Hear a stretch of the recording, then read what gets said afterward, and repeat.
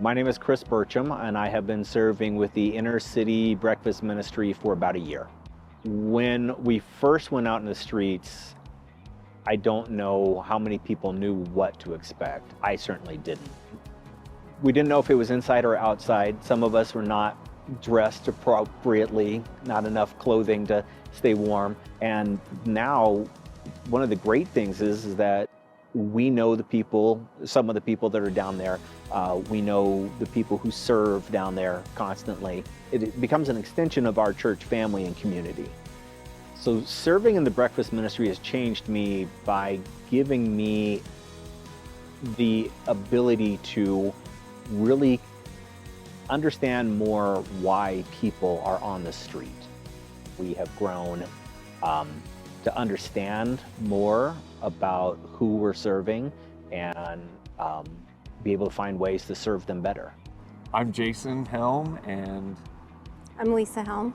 And we've been leading a small group at the 9 o'clock hour on Sunday mornings. What led us to lead a small group is we just felt like we were at a point in our lives where our kids have moved on to different things, and we wanted to just have a group of people that we could kind of walk through life with, and we saw an opportunity and a need, and so we just jumped in. We felt like God kind of prompted us to lead one.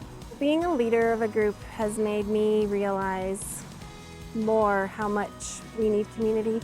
I think I tend to be someone who keeps to myself more, and I don't always appreciate that other people are going through life in different circumstances that may be similar to things that I'm feeling, and this has just given me more of a realization of how important it is to be able to have other people around that you can live life with, support in hard times, encourage in whenever we're going through.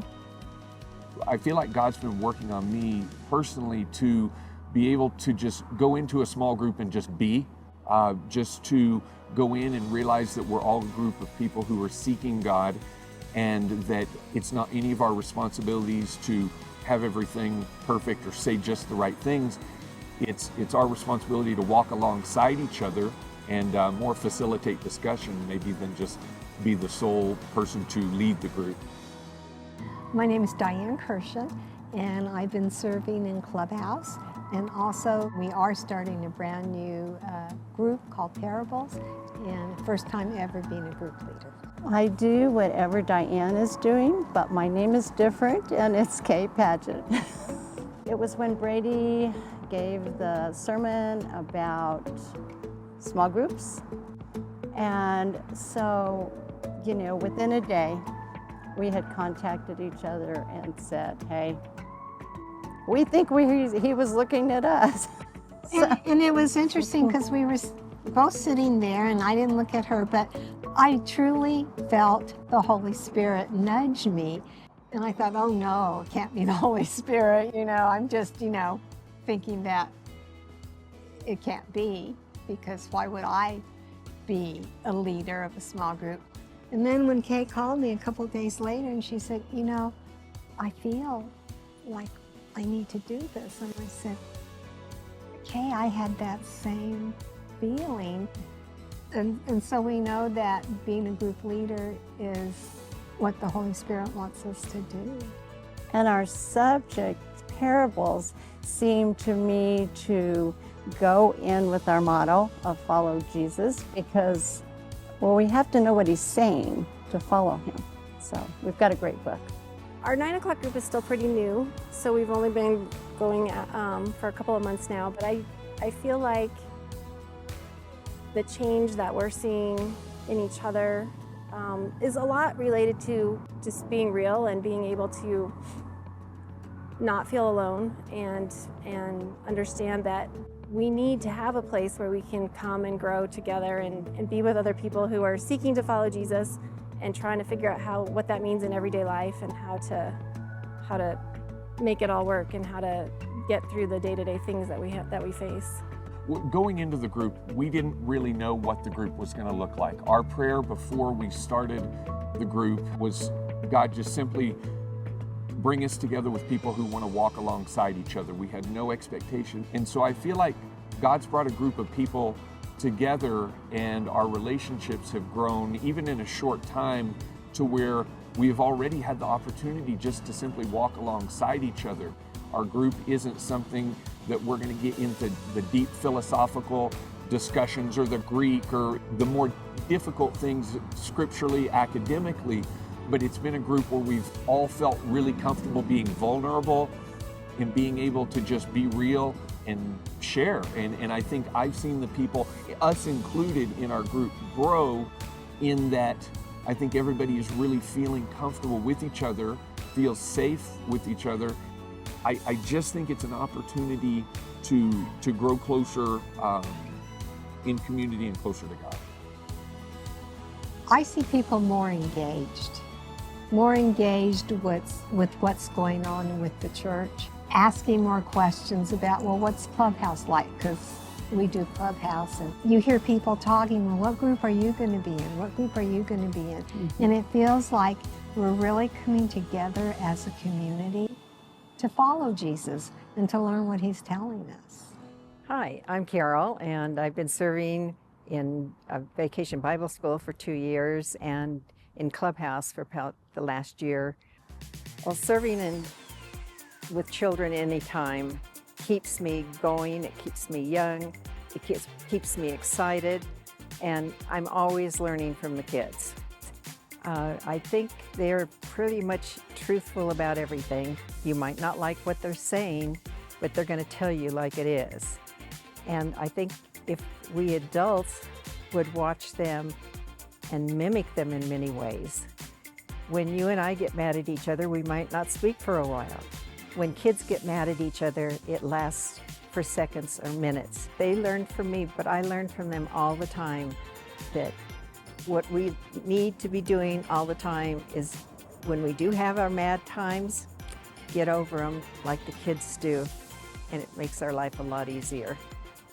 Vacation Bible School. That's where I cannot believe what I learned from the lessons and the kids. Yes. And I have kept all of the, pamphlets, daily pamphlets, and have a lot of those little, figurines. So they have taught me more than I have taught them.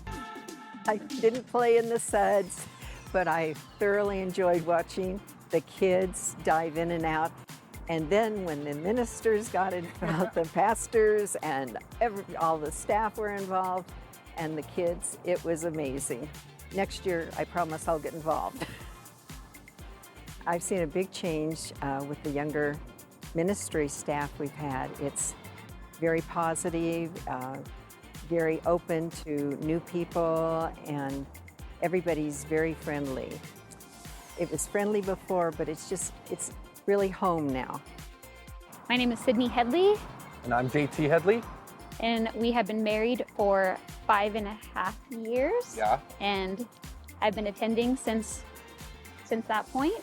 I've been attending since 2003 when we moved here. So one of the areas that God has moved me in, that I've been able to grow, is watching my kids go downstairs, and I drop them off with people like the Crosses. I have a lot of memories of being in the youth room and being downstairs with the Crosses as my teachers. And now I get to see my kids go and learn from them, and they come back and tell these stories, and Dax is asking questions, and seeing like my kids learn about Jesus and seeing it through the eyes of a kid has been really, it's been good for me. And it's been, speaking of kids, that's been fun to watch, and has helped me grow, and it's helped me take me back to, when I was learning as a kid. And I love seeing the same people that poured into me pour into my kids.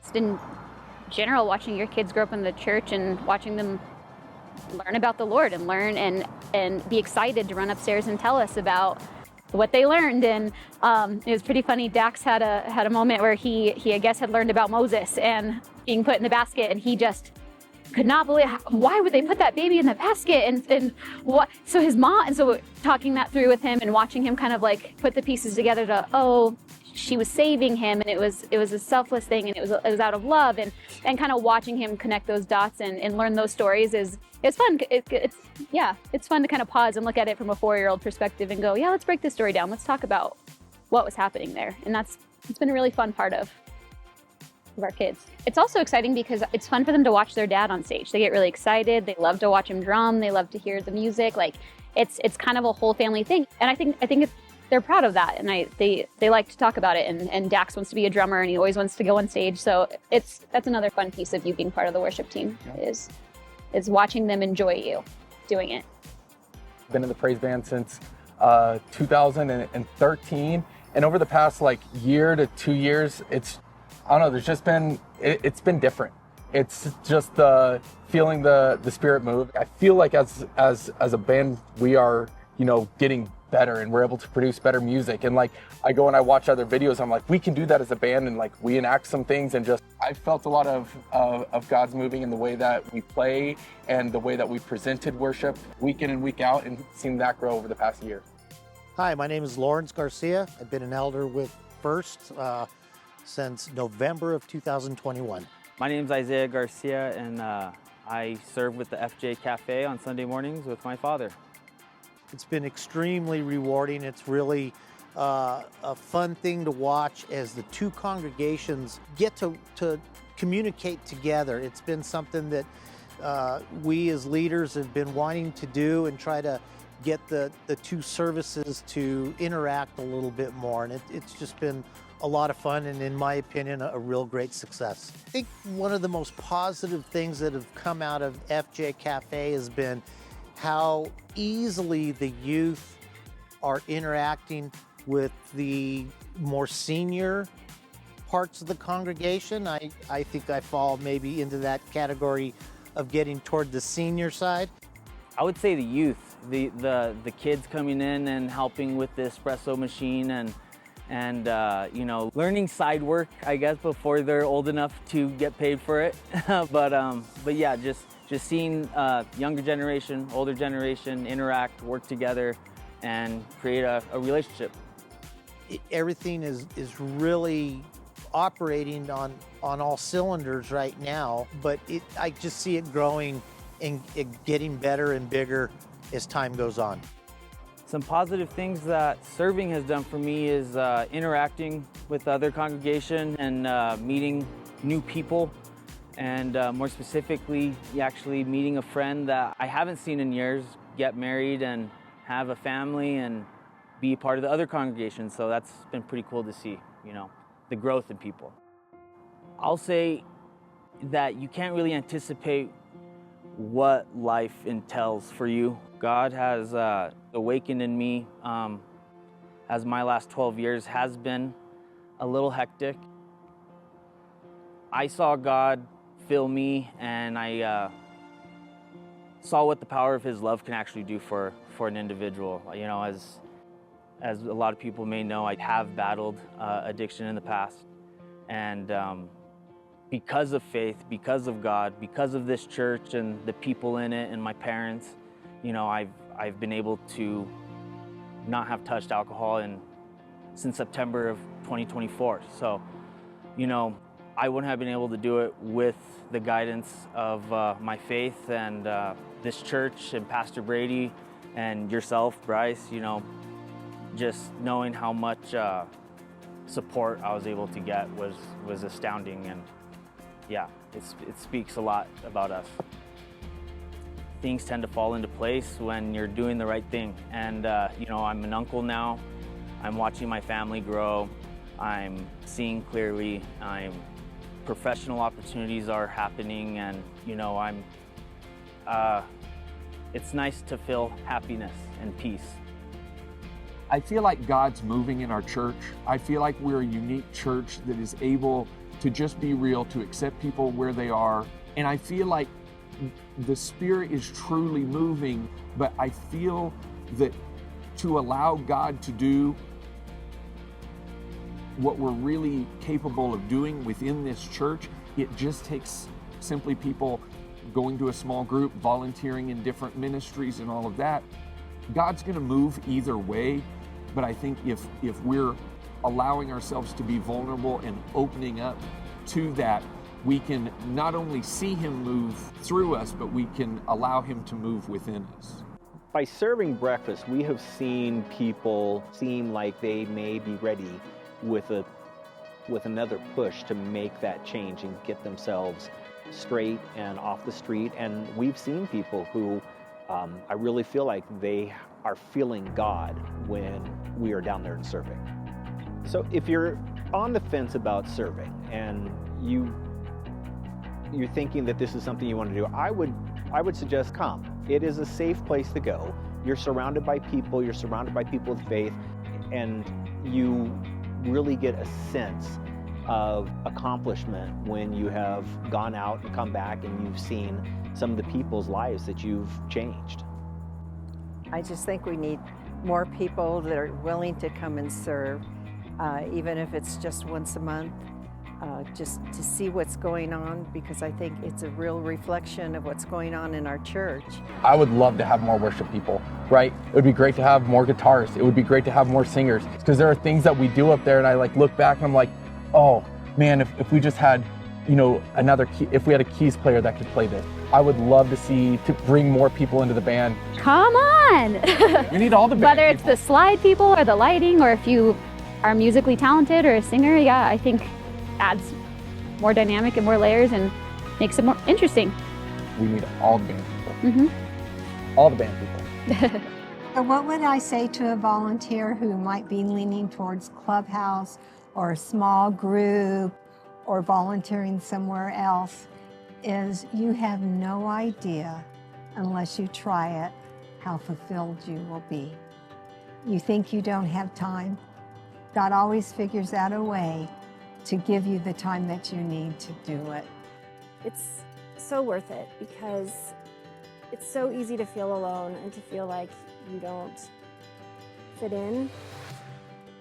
Especially if you're only coming to the service, you don't have an opportunity to make those connections with other people. And when you can be open and real with other people, it just makes everything else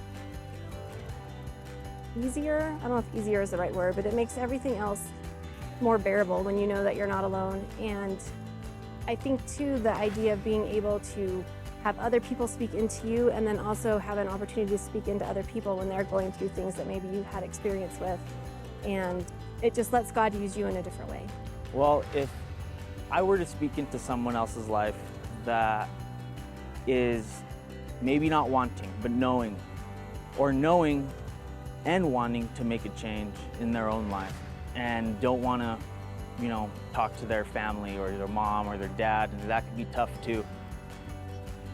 There's people at this very church that I've been able to open up to and really help me get over that hump and face my own demons. Don't be afraid to ask for help. Don't be afraid to ask a question. There is no stupid questions.